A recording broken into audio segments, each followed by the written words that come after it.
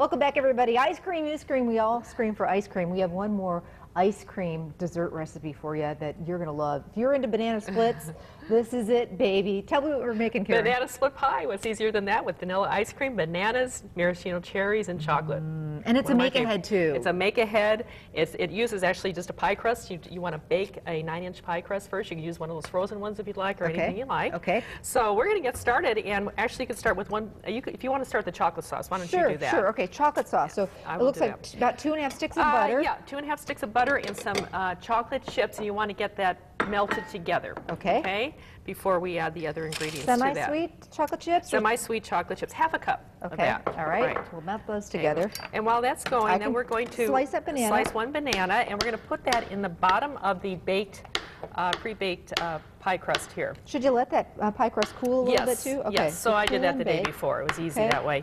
And then I also have 10 maraschino cherries that I've sliced in half. So those are also going on the bottom. So we're just kind of intermingling all this to cover the very bottom of the pie crust, and completely. You don't want to make it kind of flat because we're going to be putting another layer on it. This is one of those layered desserts. You freeze it a couple times so that you can get those beautiful layers. Sure. I love maraschino cherries. I got to have a cherry on top of my sundae. So yeah, and this has that great flavor, so that's why we the kids don't do it on their sundaes, and so I get their cherries. I get extra cherries. Ann doesn't like the cherries either. So let's go out for a sundae. I'll get your cherry. So we're melting together the butter and the chocolate chips. Right. And while that's still melting, I'm going to take a half a cup of chopped walnuts, because quite often banana split sundaes or sundaes have some nuts on it too. If you don't like them, leave them out. Yeah, not a big deal. Okay.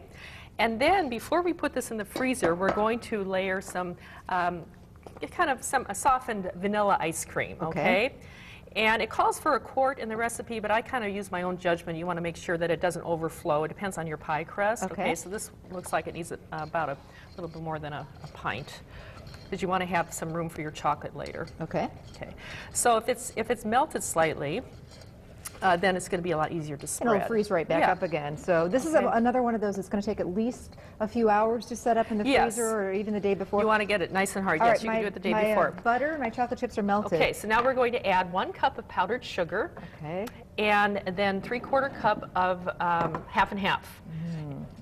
And this is making kind of like a ganache, if you know what that is. It's sort of a chocolate type of like a homemade chocolate fudge stuff, but it's really rich and good. I'm assuming, though, if you wanted to skip this step, you could probably buy the homemade chocolate fudge. Well, you can, but it really does make a nice, thick. It's actually thicker. Good. Well, okay, so I would suggest doing this. I wouldn't just do that. And a little bit of vanilla, too. Because it is going to freeze up when you freeze it, okay? So this pie now goes into the freezer, okay? And I'm going to pull out the crust now.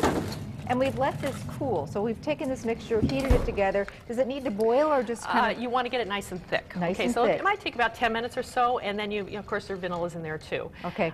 So we do have some that has been cooled to room temperature. Again, don't put it on hot. I made that mistake. What happened is it melted the ice cream. Okay. So let it cool. So now we're going to nice and frozen. Right. So we're going to layer that on top. Oh, it does make a nice thick. You may not need all of it. It just depends again on the size of your pie crust here. You want to make sure that it will not overflow.